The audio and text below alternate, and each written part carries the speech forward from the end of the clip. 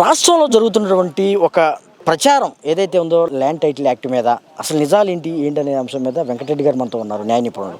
Sir చెప్పండి, ఏంటి అసలు ఈ ప్రచారం? ఎన్నికలు ఒకవైపు వాడివేడిగా జరుగుతుంటే మరోవైపు ల్యాండ్ టైటిల్ యాక్ట్ మీద పెద్ద ఎత్తున ప్రతి విమర్శలు జరుగుతున్న నేపథ్యంలో నిజాలేంటి అసలు?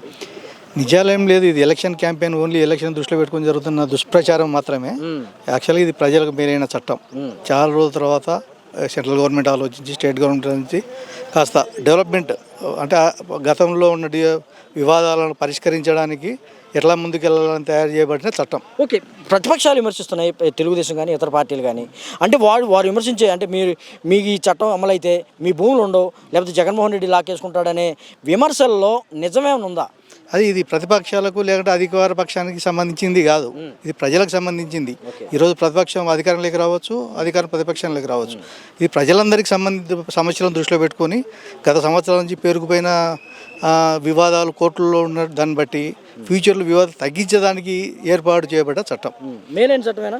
100%. అంటే కొన్ని ఉండొచ్చు, లోపాలు ఉండొచ్చు, ప్రతి చట్టంలో ఉన్నట్టుగా ఈ చట్టంలో కూడా ఉండొచ్చు, సరి చేసుకోవచ్చు. దానికోసమే మా అడ్వకేట్స్ అసోసియేషన్ తరఫున హైకోర్టులో కూడా బిల్ దాఖలు చేశారు. అది జరుగుతుంది. ఏదన్నా సమస్యలు ఉంటే కరెక్షన్ చేసుకోవడానికి గవర్నమెంట్ కూడా సిద్ధంగా ఉంటుంది. ఏ గవర్నమెంట్ అయినా, ఈ గవర్నమెంట్ అనే కాదు, ఏ గవర్నమెంట్ చేసుకోవాల్సిందే కూడా. అంత మాత్రం చేత చట్టమే తప్పు, చట్టమే రద్దు చేస్తాము అనడం అనే మాత్రం. వెంకటరెడ్డి గారు, ఒక ప్రచారం అయితే జరుగుతుంది, అంటే భూముల్ని ప్రభుత్వం ఎప్పుడైనా లాక్కోవడం కానీ లేకపోతే ముఖ్యమంత్రులు లాక్కోవడం కానీ ఎప్పుడైనా జరిగిందా అసలు ఈ మన స్వతంత్రం వచ్చిన తర్వాత? అది వింతగా ఉంది. ఈవెన్ బ్రిటిషర్ల టైంలో కూడా డైరెక్ట్గా పబ్లిక్ దగ్గర నుంచి దాక్కుండే. అది ఎప్పుడో ముస్లిం రాజ్యాలు ఆక్యుపై చేసి అట్లా చేసుకున్నారు తప్ప ప్రజాస్వామ్యంలో ఎక్కడ ఒక గవర్నమెంట్ తీసుకోవడం, లాక్కోవడం అంటే చట్టం ద్వారా చేసుకోవాల్సింది. వాళ్ళకి నష్టపరిహారం పే చేసి లేకపోతే నోటిఫికేషన్ ఇచ్చి తీసుకోవాల్సిందే తప్ప లాక్కోవడం అనేది ప్రజాస్వామ్యంలో అసలు అది ఈ కోర్టులు చట్టాలు పెట్టుకుని, హైకోర్టులు ఇవన్నీ పెట్టుకుని లాక్కోవడం అనేది జరుగుతుందా? అది కూడా ఏకంగా ముఖ్యమంత్రి అని చెప్తున్నారు. ముఖ్యమంత్రి జగన్మోహన్ రెడ్డి లాగేసుకుంటాడు. ఇదేంటి అసలు? ఇది ఎక్కడ?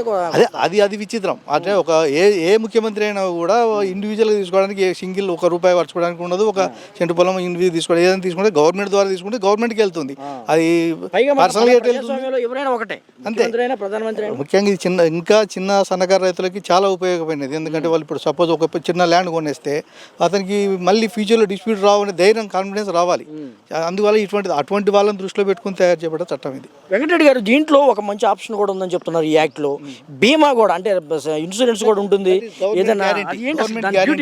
గవర్నమెంట్ అంటే ఇంతకుముందు సపోజ్ ఇద్దరు వ్యక్తుల మధ్యలో జరిగిన ట్రాన్సాక్షన్ అయితే, సపోజ్ నీకు రిజిస్ట్రేషన్ చేస్తే ఏదైనా డిస్ప్యూట్ వస్తే మీ ఇద్దరికి సంబంధం, ఒకవేళ నువ్వు ల్యాండ్ కోల్పోవడమో లేకపోతే అతనికి వదిలేసుకోవడమో జరిగేది. ఇప్పుడు అలా గవర్నమెంట్ దాని మీద గ్యారంటీ ఇస్తుంది. దట్ ఈస్ స్పెషల్ ఈ యాక్ట్ లో. ఎందుకంటే సపోజ్ ఏదన్నా జరిగినా కానీ సర్వే ఇక్కడ మెయిన్ ఇంపార్టెంట్ ఏంటంటే ఈ యాక్ట్ అన్నిటికి ముఖ్యంగా సర్వే చేయబడుతుంది. సర్వే జనరల్గా ఏ గవర్నమెంట్ ఇంతవరకు ఇనిషియేట్ తీసుకోలేదు, ముందుకు రాలేదు. ఎందుకంటే అది ఒక తేనెత్తుట లాంటిది. చాలా డిస్ప్యూట్స్ చిన్న ఊర్లలో వస్తాయి, ఎందుకంటే కరెక్షన్ చేయడం ఇది. అటువంటి దాని ఫ్యూచర్లో వాళ్ళ దృష్టిలో పెట్టుకుని ఎటువంటి ఇబ్బంది లేకుండా చేయడానికి గవర్నమెంట్ సాహసోపేతమైన నిర్ణయం చెప్పొచ్చు సర్వే తీసుకోవడం అనేది. ఓకే, మీరు సుదీర్ఘమైన న్యాయశాస్త్రంలో ఉన్నారు, న్యాయ విభాగంలో ఉన్నారు. కానీ ఏదైతే ప్రచారం ఉందో, భూములు లాక్కుంటాడు, ఈ యాక్ట్ ద్వారా మీ భూములు వెళ్తాయనే ప్రచారం ఎన్నికల్లో ప్రతిపక్షాలకు కానీ, తెలుగుదేశం కానీ, చంద్రబాబు నాయుడుకి కానీ ఓట్లు రప్పించే అవకాశం ఉందనుకుంటున్నారా? అది దుష్ప్రచారం చేసి పబ్లిక్లకు భయభ్రాంతికి గురి చేసి ఏమో అని క్రియేట్ చేయాలని వాళ్ళ ఉద్దేశం కావచ్చు.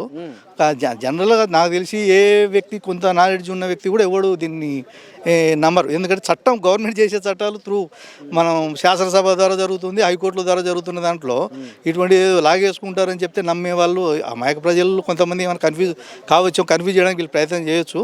అటువంటిది చేయకూడదు అనే ఉద్దేశంతోనే ఈ చట్టాలు జరుగుతున్నాయి. సో ఇప్పటికే విచారణ జరుగుతుంది, సిబిఐ విచారణ అయితే, ఎంక్వైరీ అయితే మొదలైంది. దీని మీద చాలామంది A1 A2 కూడా, చంద్రబాబు, లోకేష్ కూడా ఉన్నారు. వీటిలో ఈ నేపథ్యంలో ఏం జరగబోతుంది అనుకుంటున్నారు భవిష్యత్తులో? ఎటువంటి పరిణామాలు? ఇది చట్టానికి దానికి సంబంధం లేదు, కానీ అది ఓన్లీ ఎలక్షన్ కమిషన్కి సంబంధించి. ఇది ఎలక్షన్లో వాళ్ళు ఏమైనా దుష్ప్రచారం కిందకి వస్తుందా రాదా? ఒకవేళ వాళ్ళు దుష్ప్రచారం కింద చేస్తే వాళ్ళకి శిక్షార్హులు అవుతారు. కాకపోతే కొట్టేస్తారు, అంతవరకే అది.